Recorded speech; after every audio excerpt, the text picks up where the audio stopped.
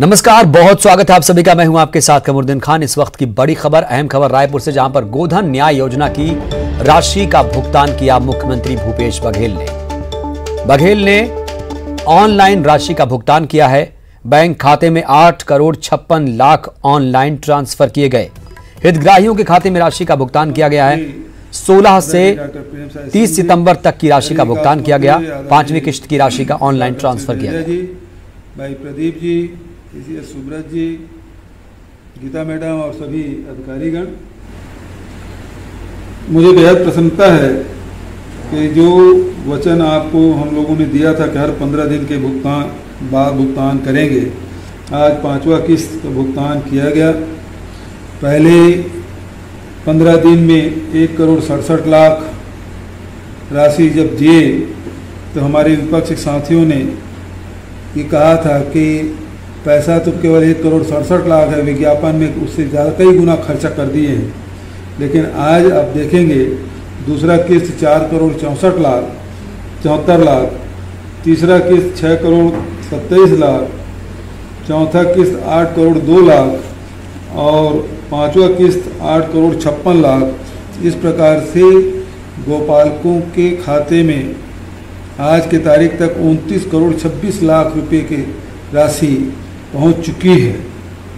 तो ये एक बहुत ही ऐसी योजना जिसके बहुत सारे क्षेत्र में इसका असर पड़ेगा, जहां गोपालकों को इसकी राशि मिलेगी, बहुत लोगों के आय में वृद्धि होगी, वहीं स्वच्छता में भी ये सहायक होगा। साथ ही वर्मी कंपोस्ट के माध्यम से हम जैविक खेती की तरफ बढ़ेंगे और पशुपालन के दिशा में एक मजबूत कदम उठा रहे हैं। तो ये एक योजना से कई लाभ, अनेक लाभ इससे मिलने जा रहा है और ये योजना बहुत तेज़ी से आगे बढ़ रहा है और अभी तक के करीब 5400 गौठान बने हैं और 3247 अभी सक्रिय गौठान हैं। तो सभी 5400 गौठान है, उसको सक्रिय करना है। अभी पंजीकृत पशुपालक 1,84,000 है और लाभान्वित है वो 88,000 है। तो ये आंकड़े भी जब हमारे 11,000 पंचायतों में हो जाएगा तो ये आंकड़े भी 2 गुना से भी अधिक होने की पूरी संभावना है। तो बहुत बड़ा जो वर्ग है इससे लाभान्वित होगा। इस अवसर पर मैं कहना चाहूँगा, गोबर के भी जिस प्रकार से योजना के अनेक लाभ हैं, उसी प्रकार से गोबर से भी अनेक वस्तु का निर्माण किया जा सकता है। जैसे हमारे छत्तीसगढ़ में हम लोगों ने दिया बनाया है, गमला बनाया है, कीरिंग बनाया है और राखी भी बनाई हमारे बहनों ने। वर्मी कंपोस्ट में हम लोग मुख्य रूप से जोर दे रहे हैं। इसका और कैसे कैसे वैल्यूएशन किया जा सकता है, इसका अध्ययन हम लोगों को करना आवश्यक है। जैसे अभी एक योजना पहले से चली आ रही है गोबर गैस प्लांट का, व्यक्तिगत रूप से दे रहे हैं, उसका लाभ कुछ लोग उठाए, कुछ सफल हुआ, कुछ असफल हुआ। लेकिन इसे सामूहिक रूप से किस प्रकार से संचालित किया जा सकता है, उसका लाभ कैसे उठाया जा सकता है। शहरों में एक जगह ज़्यादा गोबर एकत्रित हो रहा है, नगर पंचायत नगर पालिका में भी गोबर की मात्रा एक जगह ज़्यादा एकत्रित किया जा रहा है। वहाँ क्यों ना इसको गोबर गैस प्लांट लगा दिया जाए और यदि संभव हो तो कुछ घरों में इसका कनेक्शन दे दिया जाए। तो उस प्रकार से और कैसे इसका लाभ उठाया जा सके, हमारे देश में और किन किन राज्यों में इसका वैल्यूएशन किया जा रहा है, इसका अध्ययन करने के लिए अंजोरा विश्वविद्यालय के विशेषज्ञों के माध्यम से एक टीम बना दी जाए और विभिन्न प्रदेशों में जहाँ यहाँ काम चल रहा है उसका अध्ययन करके हमारे प्रदेश में उसको किस प्रकार से उसका लाभ लिया जा सकता है, एक कमेटी बनाने का मैं निर्देश विभाग को दे रहा हूँ, ताकि वैल्यूएशन और हो सके और ज़्यादा से ज़्यादा लोगों को इसका लाभ मिल सके। इस दिशा में हम लोगों को काम करना है। तो मैं साथियों से केवल यही कहना चाहूँगा कि अभी ये वर्मी कंपोस्ट बनाने का काम है, उसमें तेज़ी लाएं, क्योंकि अभी हम लोग अब रबी फसल की तैयारी कर रहे हैं। धान कटाई के तुरंत बाद हम उन्हारी या रबी फसल की तैयारी करेंगे, उस समय में बड़ी मात्रा में इसका प्रयोग हो जाए तो आपको तत्काल वर्मी कंपोस्ट का पैसा आपको मिल सकता है। तो जितने भी एकत्रित किए हैं गोबर, उसको ये टंकी खाली है तो उसमें जल्दी से जल्दी उसका निर्माण कार्य शुरू कर सकें। 45 दिन के भीतर में आ जाएगा तो 45 दिन के आसपास हमारा धान भी कटाई हो जाएगा। और अब बात जोगी की जाति का मामला फिर से गर्मा गया है। रायपुर से खबर, जहां पर जोगी की जाति को लेकर बड़ी खबर आ रही है। ऋचा जोगी के जाति प्रमाण पत्र पर आपत्ति जाहिर की जा रही है। अमित जोगी की पत्नी है ऋचा जोगी और उनकी जाति पर आपत्ति जता रहे हैं संत कुमार नेताम। उन्होंने 18 बिंदुओं के साथ आपत्ति लगाई है। ऋचा जोगी के जाति प्रमाण पत्र को तत्काल रद्द करने की मांग कर रहे हैं। ऋचा जोगी पर गोंड जाति की नहीं होने का आरोप लगाया गया है। तो अब ऋचा जोगी के जाति प्रमाण पत्र पर आपत्ति जताई जा रही है। इससे पहले जोगी के जाति पर आपत्ति लगातार हो रही थी और अब अमित जोगी की पत्नी ऋचा जोगी की जाति को लेकर सवाल खड़े किए जा रहे हैं। जाति प्रमाण पत्र रद्द करने की मांग की जा रही है। गोंड जाति की नहीं होने का आरोप लगाया जा रहा है। तो मरवाही उपचुनाव के पहले ऋचा जोगी की जाति का मामला सुर्खियों में आ गया है और इसके बाद अमित जोगी ने कांग्रेस और बीजेपी पर हमला बोलना शुरू कर दिया। उन्होंने ट्वीट कर कहा कि जब मेरी धर्मपत्नी डॉक्टर ऋचा जोगी का पैतृक परिवार कम से कम 5 दशकों से अनुसूचित जनजाति वर्ग से सरकारी नौकरियां करते आ रहा है, तब तो किसी को उनकी जाति की याद नहीं आई। आज ऋचा का केवल एक ही दोष है कि वो स्वर्गीय अजीत जोगी जी और डॉक्टर रेणु जोगी जी की बहू, मेरी धर्मपत्नी और मेरे 2 महीने बेटे की मां है। जब मेरे पिताजी से नहीं निपट पा रहे हैं तो अब मेरे दूध पीते बेटे की मां के पीछे नहा धो के पड़ गए हैं। कांग्रेस और बीजेपी जोगी परिवार के सामाजिक सम्मान की हत्या करने के लिए किसी भी हद तक जा सकती है। अपनी बहू की इज्जत में हाथ डालने वालों का जवाब अब मरवाही देगा।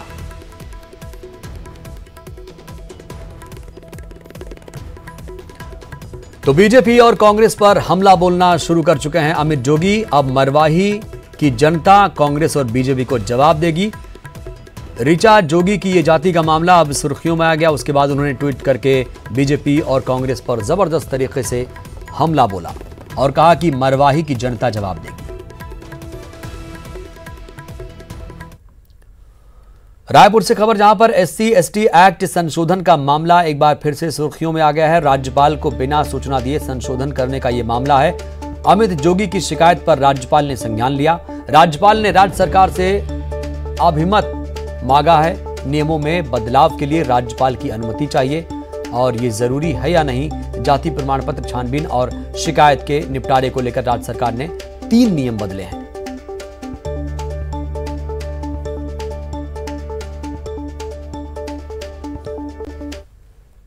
और कांकेर पहुंचे नेता प्रतिपक्ष धर्मलाल कौशिक ने प्रदेश की कानून व्यवस्था पर चिंता जाहिर की। कौशिक ने कहा कि कांग्रेस यूपी की घटना को लेकर सत्याग्रह कर रही है, लेकिन प्रदेश में हो रहे दुष्कर्म की घटना पर प्रदेश सरकार ने 2 शब्द भी नहीं कहा। कौशिक ने बलरामपुर में हुई दुष्कर्म की घटना पर मंत्री शिव डहरिया का बयान के खिलाफ उनका विरोध भी किया। धर्मलाल कौशिक ने धान खरीदी की भी मांग उठाई।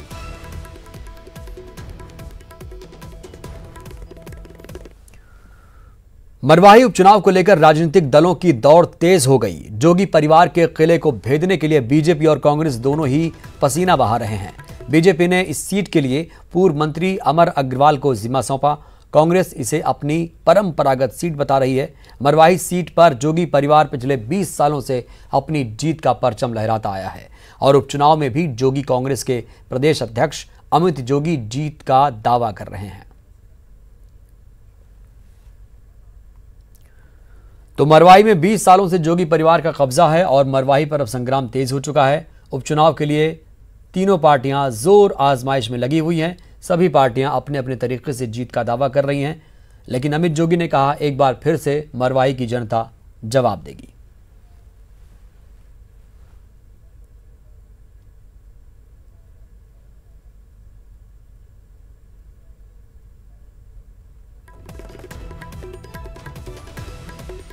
तो उपचुनाव के लिए आपको बता दें सभी पार्टियां जोर आजमाइश कर रही हैं। मरवाही का महासंग्राम चलने वाला है। सभी राजनीतिक दलों ने इसके लिए तैयारियां तेज कर दी हैं। जोगी परिवार के किले को भेदने के लिए बीजेपी और कांग्रेस दोनों ही पसीना बहा रही है। बीजेपी ने इस सीट के लिए पूर्व मंत्री अमर अग्रवाल को जिम्मा सौंपा। कांग्रेस इसे अपनी परंपरागत सीट बता रही है। मरवाही सीट पर जोगी परिवार पिछले 20 सालों से अपनी जीत का परचम लहराता आया है और उपचुनाव में भी जोगी कांग्रेस के प्रदेश अध्यक्ष अमित जोगी एक बार फिर से जीत का दावा करते हुए नजर आ रहे हैं। तो मरवाही की जंग इस बार बहुत दिलचस्प होने वाली है। मरवाही में महासंग्राम छिड़ चुका है और हर एक तरीके से नेता वार कर रहे हैं। सभी पार्टियां जीत का दावा कर रही हैं। बुलेटिन में वक्त एक छोटे से ब्रेक का।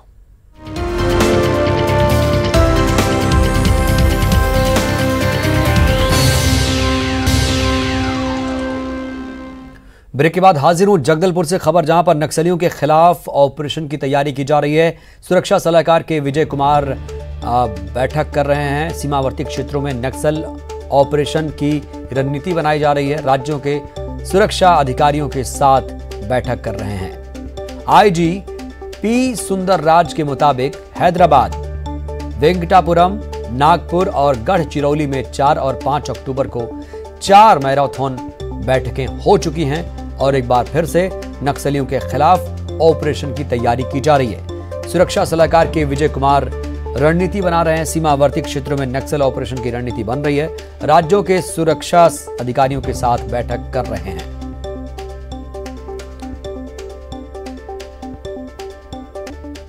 तो इस वक्त की बड़ी खबर सुकमा से, जहां पर नक्सलियों ने युवक की हत्या कर दी। मुखबिरी के शक में नक्सलियों ने हत्या की। जिले के फूल पगड़ी थाना क्षेत्र के बसे सेट्टी इलाके की यह पूरी घटना है। पोस्टमार्टम के लिए शव जिला मुख्यालय लाया गया। एसपी शलभ सिन्हा ने वारदात की पुष्टि की है। तो एक बार फिर से नक्सलियों की कायराना करतूत सामने आई, जहां पर नक्सलियों ने एक बेकसूर ग्रामीण की हत्या कर दी है। सुकमा में नक्सलियों का आतंक जारी है। हालांकि सुरक्षा एजेंसियां लगातार ये दावा कर रही हैं कि नक्सल जो नक्सली हैं वो खात्मे की तरफ बढ़ रहे हैं, लेकिन ऐसा लगता नहीं, क्योंकि आए दिन ऐसी वारदातें सुनने को देखने को मिल रही हैं जब ग्रामीण की हत्या नक्सली कर देते हैं और उसके बाद अपनी पीठ थपथपाते हैं।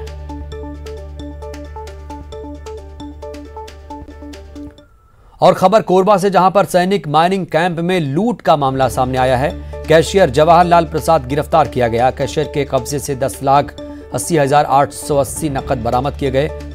50 लाख रुपए की 1 किलो सोना भी जब्त किया गया। दीपका पुलिस ने इस बड़ी कार्रवाई को अंजाम दिया है। तो दीपका पुलिस ने बड़ी सफलता हासिल की है। 50 लाख रुपए की 1 किलो सोना भी 50 लाख रुपए का 1 किलो सोना भी जब्त किया गया है। सैनिक माइनिंग कैंप में लूट का यह पूरा मामला था, जिसका अब खुलासा हो चुका है और पुलिस ने इसमें सफलता हासिल करनी शुरू कर दी है। कैशियर जवाहरलाल प्रसाद गिरफ्तार किया गया। कैशियर के कब्जे से 10,80,880 रुपए नकद बरामद किए गए हैं।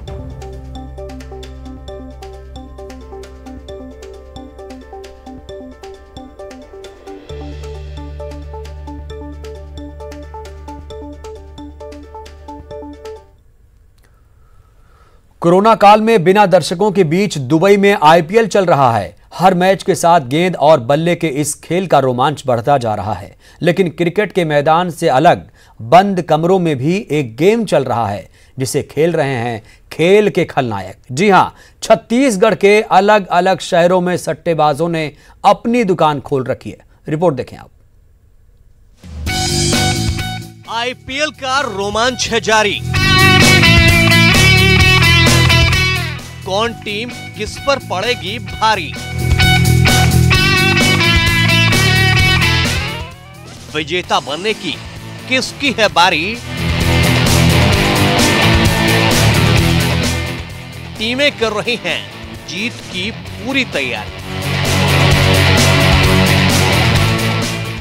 लेकिन खलनायकों का भी खेल है जारी। मैच पर लग रही है करोड़ों की बाजी। सट्टा बाजार में खेल के खलनायक।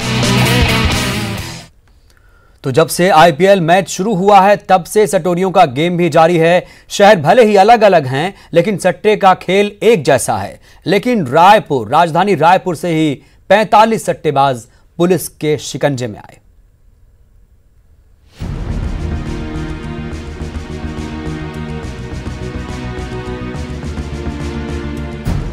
क्रिकेट के पिच पर खिलाड़ी गेंद और बल्ले की जोर आजमाइश दिखाते हैं, एक दूसरे से मुकाबला जीतने के लिए मैदान पर पसीना बहाते हैं। लेकिन खेल के खलनायक तो इन करारे नोटों की गड्डियों से सट्टे का खेल कर जाते हैं।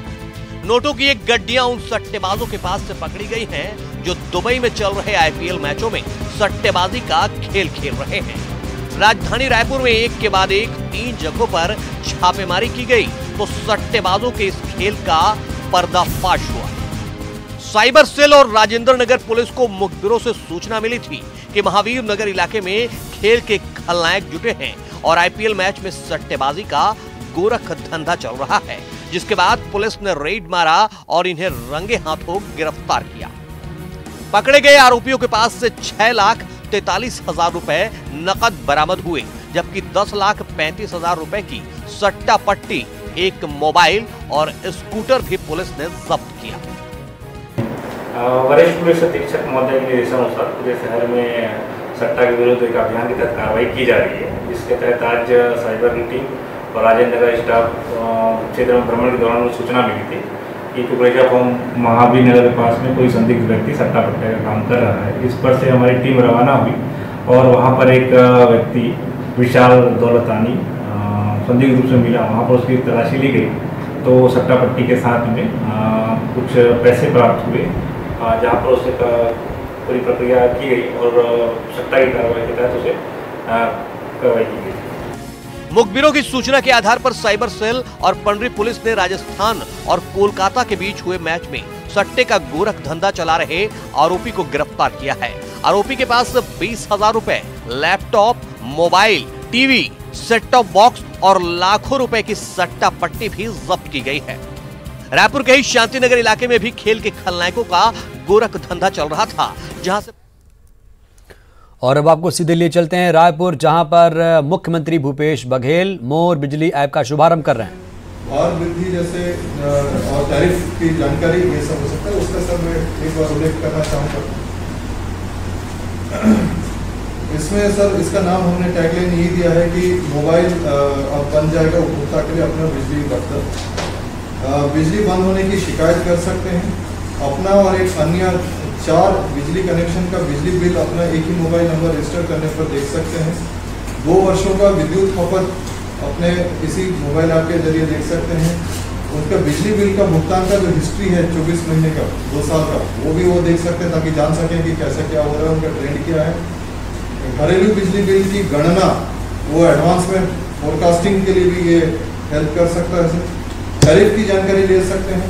नए बिजली कनेक्शन का आवेदन जो है ऐप के माध्यम से दे सकते हैं। इसके लिए आपको उसमें बिजली विभाग के दफ्तर में जाना नहीं पड़ेगा। अपना विद्युत भार बढ़ाना चाहते हैं या घटाना चाहते हैं, ये भी मोबाइल से संभव हो जाएगा। विद्युत ट्रांसफार्मर में कोई खराबी आती है तो उसको शीघ्र सुधार करनी है तो उसमें एक सुविधा है सर। अगर एक ही ट्रांसफार्मर एरिया से अगर 5 से अधिक लोगों ने कंप्लेन किया तो ऑटोमेटिक ट्रिगर करता है अलर्ट की सिस्टम डाउन हो गया है, क्योंकि कोई एक आदमी बदमाशी कर सकता है, 5 लोग मान के चल रहे हैं कि बदमाशी नहीं करेंगे। सर जैसे तार टूटने जैसे आपातकालीन सूचना देने पर मोबाइल में उसकी फोटो खींच के लोकेशन जियो टैगिंग होकर भी आ जाएगा, ताकि आदमी को ये नहीं पूछना पड़े कहाँ टूटा है, वो सीधा अपना टेक्नीशियन वहाँ पहुँच जाएगा। मीटर की रीडिंग सर मोबाइल में फोटो खींचकर भी विद्युत मंडल को अपने भेजा जा सकता है। मोबाइल के द्वारा अपनी शिकायत वो दर्ज करवा सकते हैं। सर सेवा जो दी गई है उसकी रेटिंग भी करा सकते हैं। स्माइलीज 5 स्माइलीज हैं सर, उसके माध्यम से किया जा सकता है। बिजली ऐप के माध्यम से हम लोग नोटिफिकेशन के द्वारा जो उपभोक्ता हैं उनको सर हम अवगत करा सकते हैं। कोई स्कीम्स हो गया, हाफ रेट के लिए बिजली सरकार दिया हुआ, इस टाइप की चीज़ें हम दे सकते हैं। इसमें व्हाट्सएप लिंक भी है सर कि अगर वो किसी चीज़ को अपने फैमिली में या दोस्तों के बीच में या रिश्तेदारों के बीच में शेयर करना चाहते हैं तो वो भी शेयर कर सकते हैं। तो बेसिकली सर जो लगभग हर चीज़ जो जिसके लिए उसको दफ्तर आना था उसके लिए आप दफ्तर आने की ज़रूरत नहीं है। 99% काम आप ऐप के माध्यम से हो सकते हैं। तो आपसे आगे सर अनुरोध है कि इसको एक है सर, इसके साथ एक छोटा सा वीडियो भी उसके अंदर पूरा एक्सप्लेन करें।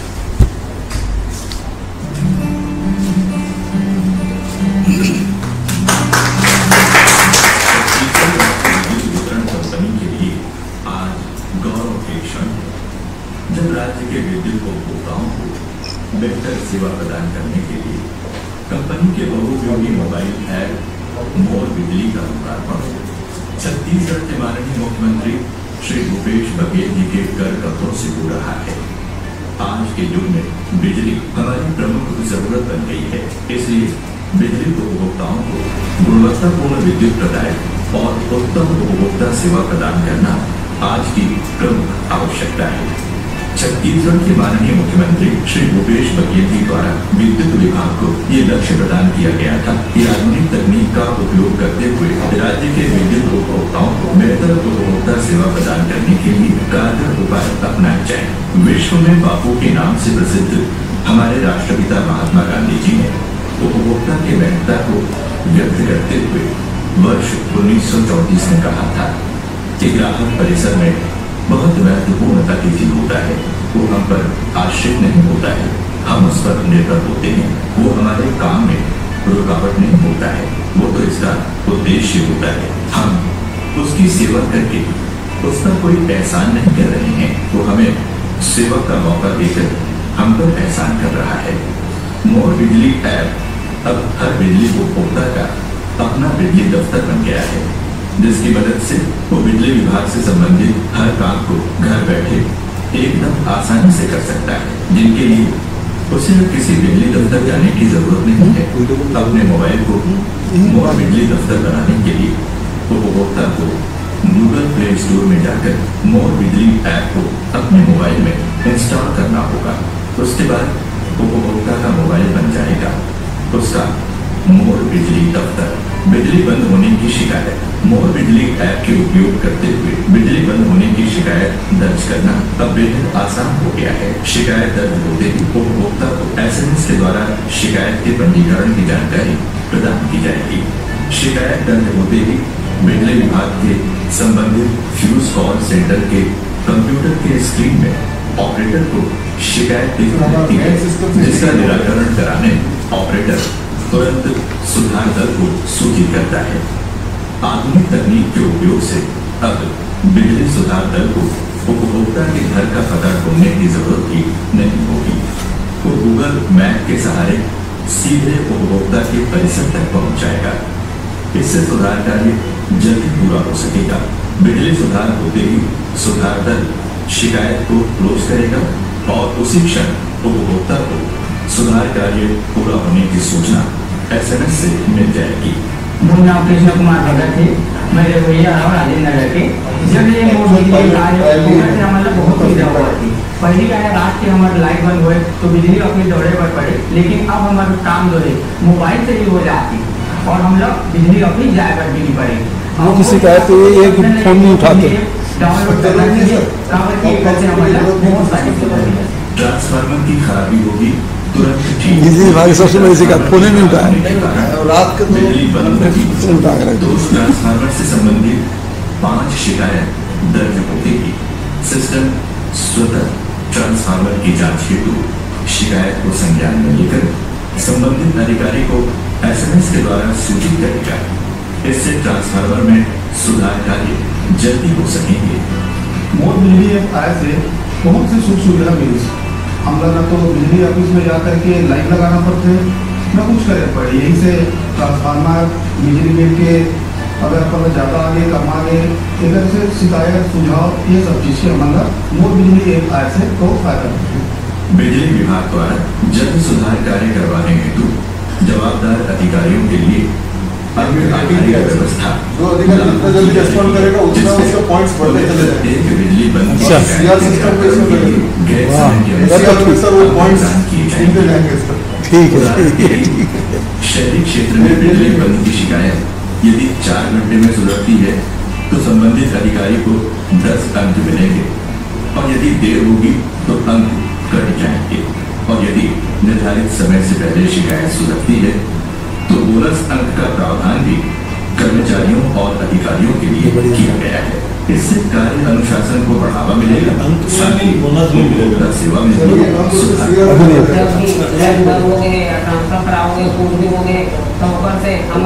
अभी टाइम है बहुत कार्यक्रम है, अभी तो रखे रहे ना चाय ले आओ। विद्युत विभाग से मिली सेवा का मूल्यांकन भी या जूस ले आइए, ऐप से कर सकेंगे। जूस ले आइए। विभागीय सेवा कार्य को रेटिंग देकर सकेगा। सेटिस्फाइड है या नॉट सेटिस्फाइड शिकायत के निराकरण के लिए छत्तीसगढ़ राज्य विद्युत वितरण कंपनी द्वारा प्रदान की गई सेवा के संबंध में उपभोक्ता अपना फीडबैक स्माइली। वक्त एक छोटे से ब्रेक का।